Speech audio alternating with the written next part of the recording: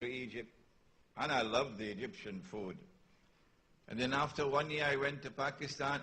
I didn't like the Pakistani food. But I became the student of Maulana Fadlur Rahman Ansari rahimahullah at the Alimia Institute of Islamic Studies. And after a few months, we were the first students. He organized the first grand public function so that Karachi and Pakistan could see Alimia Institute. And we had to give our talks in different languages, and I had to give mine in Spanish. In those days I could speak a little bit of Spanish. But Maulana then gave his address, the first one that I heard from him in Pakistan. I had heard him here in Trinidad. And I want to take you back to that address of his.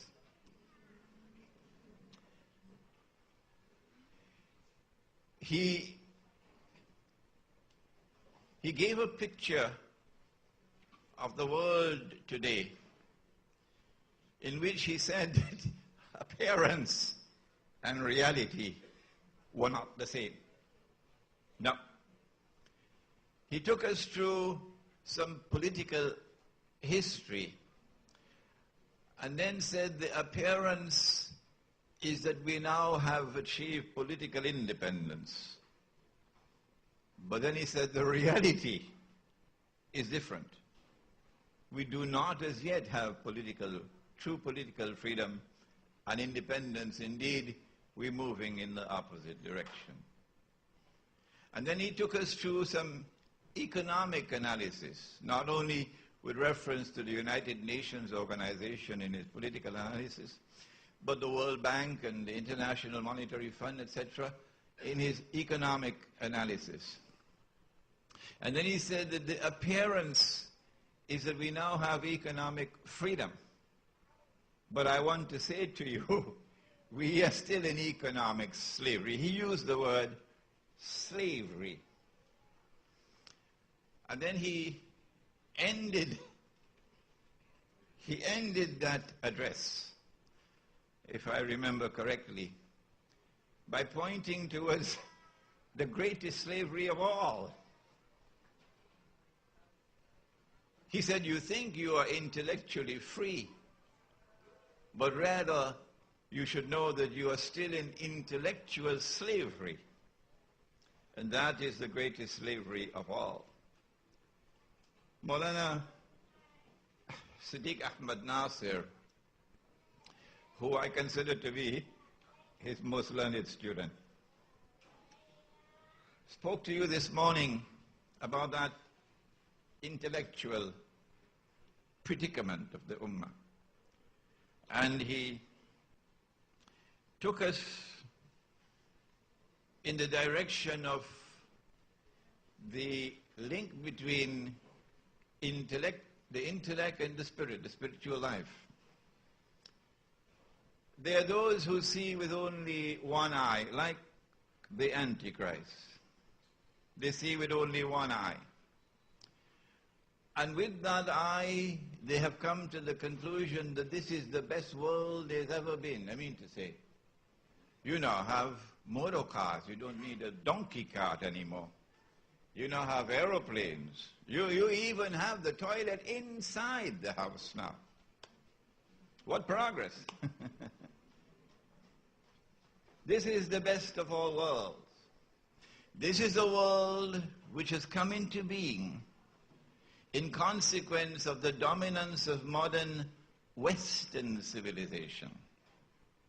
A civilization which has been produced by a strange and a mysterious alliance, rapprochement, an alliance between European Christians and European Jews.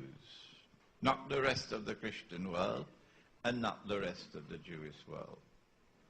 Modern Western civilization has given us the modern scientific and technological revolution, which is still continuing, and which continues to dazzle mankind.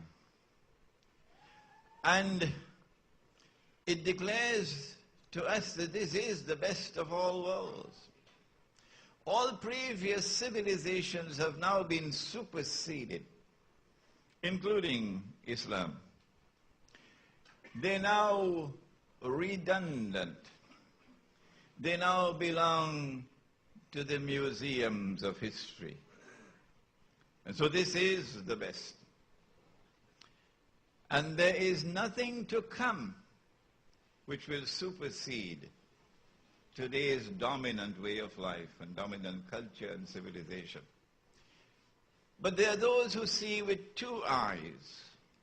Dajjal, the false Messiah, the Antichrist, sees with one.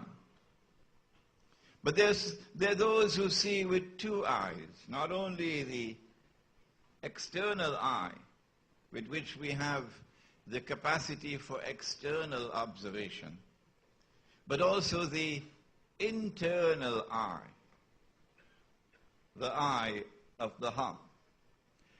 And when they look with both these eyes, the external and the internal, they recognize something different. Appearance and reality are not the same. Indeed, they look like they're opposite to each other. This is not the best of all worlds. No. This is the worst of all worlds. This is a world in which truth, which is in the religious way of life, is under attack. Those who control the world today are waging war on the religious way of life. Those who control the world today are reducing religion to something that is for the museums of history. Those who today control the world are giving to us a way of life which is essentially godless. Yes, you have more churches around the corner than ever before. But despite all the hullabaloo and all the paraphernalia and all the drum beatings, the religious way of life is disappearing. And in its wake is coming one essentially godless, abominably decadent, globalized society. Mainstream society around the world, wherever you go, seems to look the same. It's McDonald's here, and it's McDonald's in Mecca, and it's McDonald's in China. A universal, a globalized society emerging for the first time in history. And it argues, without even batting an eye,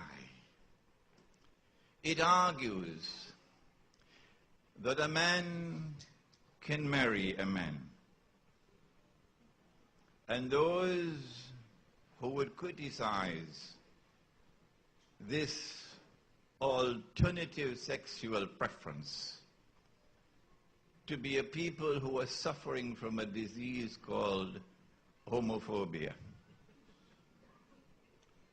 That's not progress.